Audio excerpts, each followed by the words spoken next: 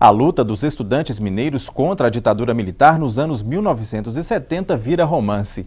Em Nós que Amamos a Revolução, fatos e personagens reais se misturam à ficção para mostrar detalhes sobre o movimento dos jovens em busca de liberdade e democracia no país. A atmosfera da época nas escolas e universidades, os conflitos, os anseios e os debates políticos que marcaram esse período estão na essência do romance. Conversa comigo o autor do livro, o jornalista Américo Antunes. Américo, obrigado pela presença no Mundo Político, bem-vindo.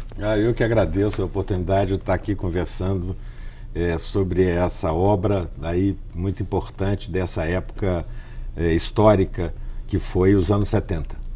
América, vamos começar falando sobre essa opção que você teve em fazer um livro como uma forma de romance, não numa narrativa documental, como a gente vê normalmente em livros de história, livros que recontam alguma história, como a gente está vendo aqui a história do movimento dos estudantes durante a ditadura militar. Por que então essa opção por um romance? Olha, duas questões me moveram aí vamos dizer, no desejo e na disposição de escrever esse livro.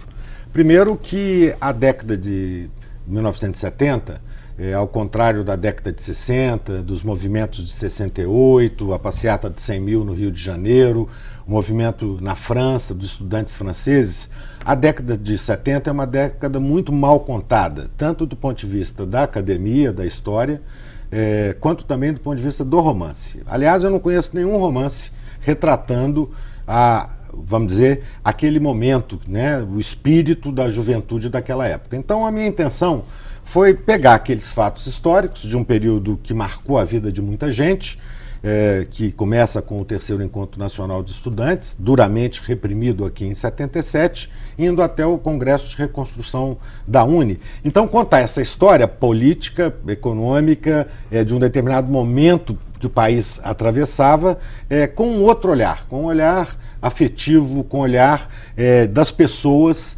que, de certo modo, participaram diretamente ou indiretamente daquele momento. Ou seja, uma tentativa de capturar o espírito de uma geração. Essa foi a minha disposição, sobretudo porque eu acredito que o romance de ficção histórica é um romance que envolve as pessoas. E nesse sentido ele tem um alcance diferente do que uma narrativa somente do ponto de vista historiográfico. E o envolvimento emocional seu que participou de tudo isso, né?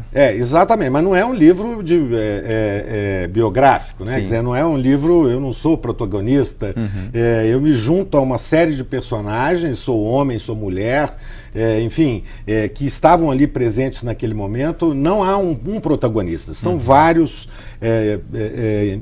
protagonistas na narração daqueles fatos, né? São homens, como eu disse, são mulheres de diferentes tendências políticas, de diferentes perspectivas de visão de mundo. Eu faço uma espécie de caldeirão de sentimentos, caldeirão de expectativas, de perspectivas, né, com dezenas de pessoas contando a história e a vivência que elas tiveram naquele momento que o país atravessava. São fatos históricos reais, mas com personagens fictícios aí criados para contar, para amarrar tudo isso. Exatamente. Nós vamos recapitular. 77 foi um momento muito importante na história do Brasil. Do ponto de vista do governo, é quando o general Geisel baixa o pacote de abril, institui a figura dos senadores biônicos para garantir a supremacia da Arena, o partido do governo, nas eleições que ocorreriam em 78. O governo militar vinha de uma derrota eleitoral em 74, né, com a perda de dezenas de cadeiras, tanto no Senado quanto na Câmara. Depois, também nas eleições de 1976, para prefeitos e vereadores. Então, era um momento que o movimento social começava a ressurgir no Brasil e os estudantes tiveram um papel essencial. Começa com no dia 1º de maio, Dia do Trabalhador, vários estudantes são presos em São Paulo, juntamente com líderes operários que convocavam manifestações no dia 1º de maio. E isso, diante da prisão dos colegas, houve uma reação imediata dos estudantes de São Paulo, né, diante do temor que acontecesse com eles, como aconteceu com Vladimir Herzog, assassinado nos porões da ditadura militar, no DOI-CODE em São Paulo. Então a galera vai para a rua, né, e daí esse movimento se estende pelo Brasil afora, Belo Horizonte, Porto Alegre, Salvador, Brasília. A universidade, a UNB, é invadida, ocupada pelos estudantes. Então um processo que vai ganhando dimensões gigantescas para aquele momento que a gente vivia, surpreendendo a ditadura, que não esperava uma reação tão contundente de uma parcela da sociedade, como foi a reação dos estudantes naquele momento que a gente vivia. Isso, daí, se partiu para a refundação da UNE. É bom lembrar que a ditadura militar colocou na ilegalidade a UNE, as Uniões Estaduais dos Estudantes, os DCEs. Então, partiu-se para a convocação de um encontro nacional em Belo Horizonte, na Escola de Medicina, que seria, por sua vez, também duramente reprimido, com a prisão de mais de 800 estudantes naquele dia. Pois é, o momento era de crescimento, então, do movimento, né? Estavam se organizando e tendo, inclusive, vitórias importantes, aí, como você disse, mas havia o medo ainda da repressão, da perseguição por parte da ditadura militar. Os estudantes ainda ficavam um pouco temerosos com relação a esses movimentos de serem reprimidos ou sofrerem tortura? Cara, totalmente. Quer dizer, o temor era um temor visível, porque, na verdade, as lembranças que a gente tem da época são lembranças de assassinatos. A pessoa era presa detida na rua, dentro de casa, e depois nunca mais aparecia. Mesmo quando a gente foi preso todos juntos, aqui em Belo Horizonte, no terceiro ano, na Escola de Medicina, havia o temor de que ninguém sabia o que ia acontecer. Havia né? menos visibilidade, não? Hoje em dia é muito diferente. Né? Mas curioso, que eu pesquisei muito jornais da época, nós tivemos uma cobertura muito interessante, muito maior do que a imprensa atual dá hoje à ocupação dos estudantes nas escolas, contra a PEC 55, né, que está no Senado do teto de gastos para a educação e a saúde. Nós tivemos muito espaço, porque vínhamos também sob um período de censura, né, um período de amordaçamento da imprensa, e os jornalistas, de modo geral, tiveram uma postura extremamente solidária. São centenas de fotografias, só você fazer uma pesquisa na Google, você vai encontrar um material vastíssimo de imagem, né, sobre aqueles acontecimentos. E dentro da organização, dos movimentos dos estudantes, dessa mobilização, havia também na pauta outros temas para além da ditadura militar, para além da repressão? Exemplo, discussões de gênero, orientação sexual, contracultura, que era aquele momento. Isso também era discutido por vocês? Como é que era essa questão? Tinha uma pauta básica, que era a pauta das liberdades democráticas, anistia ampla, geral e restrita, né? Enfim, constituinte, levantou-se já naquela época, a constituinte que só ocorreria 10 anos depois. Liberdades políticas, libertação dos presos, volta dos exilados. Tinha uma pauta eminentemente política, tinha uma pauta educacional, né, que era crescia-se a privatização do ensino no país, do crescimento das escolas pagas em detrimento do sistema público de educação, né? Então daí a defesa do ensino público e gratuito, mais verbas para a educação, melhores condições de ensino e de trabalhos para os professores também compunha. E começava a nascer essa pauta libertária. Quer dizer, era mais um caldeirão, né? A maior parte das pessoas vinham da contracultura, né? Do movimento hippie. A contestação não se limitava aos aspectos do fato de vivemos uma realidade obscurantista, de repressão, né? De um Estado policial. Havia uma contestação aos tabus da virgindade, das relações homoafetivas. Enfim, e tudo isso começou a ser questionado ali naquele momento, né? De uma forma muito incipiente, muito inicial, mas porém elas viriam desaguar nos anos 80 no fortalecimento desses movimentos, do movimento feminista, do movimento dos negros, enfim, ali uma ebulição, é como se estivesse fervendo o negócio e a panela de pressão começasse a apitar, que aliás é uma das metáforas do livro, que é o apito da panela de pressão. Américo, a gente está vivendo nos dias atuais, também uma questão de luta dos estudantes, em mobilização tanto em escolas quanto universidades, contra a PEC, agora a PEC 55, né, que é a do teto dos gastos. Você até citou um pouco disso na sua fala. Você vê algum paralelo nas lutas de hoje, dos estudantes de hoje, com o que aconteceu lá nas décadas de 60 e 70, como está contado aqui no livro? Há algum paralelo? Na verdade, todos os movimentos sociais têm um DNA do anterior, né? É um fio condutor aí ao longo da história, né, dos movimentos, a organização social, as lutas dos trabalhadores, dos estudantes. Enfim, há uma mesma matriz, né, que é a rebelião, a contestação, a não conformação com o status quo, o desejo de mudança. Então, diríamos que isso é muito comum. E particularmente no caso do movimento estudantil atual, né, das ocupações das escolas e universidades, o que a gente pode situar como muito características, vamos dizer, que são extremamente semelhantes. A primeira é a espontaneidade, né? A coragem da meninada e a espontaneidade nas ações. A segunda questão também que salta muito aos olhos é exatamente a horizontalidade, ou seja, são movimentos que vêm de baixo para cima, se organizam de forma em assembleias, com a participação de todos, né? E, sobretudo, por fim, a surpresa, né? Movimentos que surpreendem, porque ninguém espera que ia acontecer e acontece. Então são três semelhanças assim que eu acho que estavam lá também em 68, como estavam em 77. E são também cada vez mais frequentes as críticas de que, ao lado de uma crise econômica como a gente tem vivido nos últimos anos, o país também passa por retrocessos numa atmosfera sombria que lembra em alguns momentos a de um Estado policialesco. Para além da pauta dos estudantes, você que vivenciou aquela época, vê também similaridades entre o momento político de hoje e aquele descrito ao longo do livro? Por exemplo, um fenômeno que está muito comum aqui no Brasil e as pessoas até se orgulham de serem patriotas, direitistas, de serem contra o vermelho. Aliás, a capa do livro puxa para o vermelho, não é mera coincidência.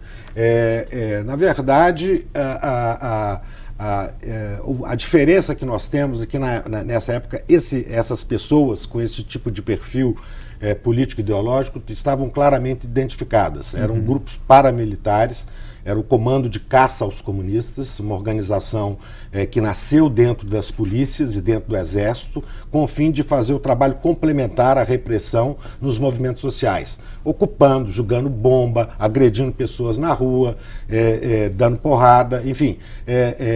A diferença é que antes a capa não existia. Hoje se pousa como se fosse alguma coisa libertária defender ou ter uma alucinação dizendo que o vermelho é essencialmente comunista.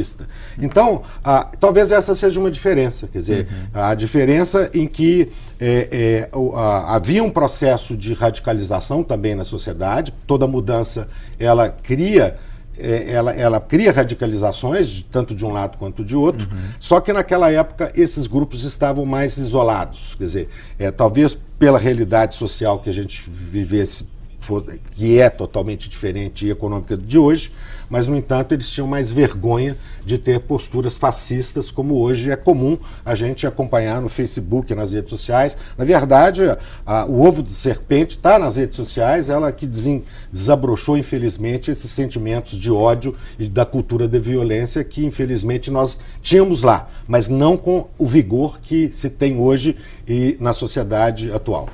E dentro dessas diferentes formas de resistência dos anos 70 e de hoje, há diferenças importantes que você observa, você que vivenciou esse movimento político lá atrás, do que você acompanha no noticiário hoje em dia, nas vivências também de rua? Eu acho que, volta àquela questão, todos os movimentos sociais eles têm uma característica, todos os movimentos emancipatórios, todos os movimentos de contestação, o status quo, uma sociedade excludente, autoritária, têm em comum essa espontaneidade, essa vontade de mudar, essa autoconstrução todos os dias, né? Então eu creio que a expectativa é que os meninos consigam as vitórias que eu creio que nós ajudamos a que fossem conquistadas naquela época. Você acha que vocês inspiraram um pouco esses jovens de hoje? Não sei, mas não acho que é uma relação tão direta, porque provavelmente eles nem sabem que isso aconteceu, né? Infelizmente a história do Brasil é sempre muito mal contada, sempre muito mal trabalhada, não por culpa dos historiadores, mas por culpa de um sistema, né, que transforma a história como se fosse uma coisa para a gente olhar de vez em quando, esquecer e nunca mais lembrar. Então, talvez há uma inspiração difusa. Mas o fato mais importante que eu acho é que a expectativa é que eles tenham as vitórias que nós tivemos. De certo modo, nós contribuímos, né, com a nossa mobilização de rua para o crescimento do movimento pela anistia naquela época, que vai resultar em 79 na anistia concedida, conquistada do governo Figueiredo, né, com a volta dos exilados, a libertação de presos políticos, né, contribuiu também para a articulação do movimento operário popular, a luta contra o arroxo salarial, são as primeiras greves operárias que vão acontecer sob a liderança de Lula em 78 no ABC Paulista, né, então, enfim, foi um caldeirão de movimentos no qual o movimento estudantil havia até uma discussão que a gente fazia na época, que é qual é o papel dos estudantes na luta mais geral da sociedade brasileira. Aí alguns diziam, banda de música, né? Os estudantes tocam a banda e depois vêm atrás. É uma alegoria, mas enfim, havia toda essa discussão, qual o limite da nossa luta, qual a nossa capacidade de mobilizar, mas eu creio que foi um movimento extremamente positivo, porque a sequência de fatos históricos vai nos levar, enfim, à redemocratização do país, né? A retomada do movimento operário, sindical, popular, a reconstrução da UNE, né? Então espero e torço para que os meninos de hoje tenham discernimentos para continuarem firmes na luta. Nós sabemos que o adversário é forte, mas a vitória virá se você conseguir, de certa maneira, criar esses laços de solidariedade que a gente conseguiu criar naquela época. Américo, vamos voltar a falar um pouco sobre a elaboração do livro. Foi um processo um tanto quanto caótico, você estava contando para mim aqui antes de começar a entrevista, né? Conta um pouquinho para a gente como que foi o início disso tudo, esse trabalho de pesquisa, que a gente vê que tem algumas imagens no livro também. Como é que foi esse processo de criação? Na verdade, foi um processo tumultuadíssimo, porque isso foi a década de 70, eu, na verdade, comecei a escrever esse livro 10 anos depois, já como jornalista, né? Já trabalhando na grande imprensa, trabalhava no jornal O Globo, tinha trabalhado no Diário do Comércio, e nas minhas horas vagas eu resolvi recontar essa história com essa preocupação que eu falei no início, que é contar uma história mais emocional, mais com as pessoas que viveram falando, né? Daí não ser uma narrativa histórica como um fio condutor tradicional. Então, escrevi. Naquela época, tentei alguns concursos literários, não consegui nenhum, esqueci desse livro. Nem computador na época. Não existia computador naquela época. Os PCs, por exemplo, eles são da virada da década de 90. Né? As redações aqui em Belo Horizonte foram informatizadas 88, 89. Esse livro foi escrito antes disso, em máquina de escrever.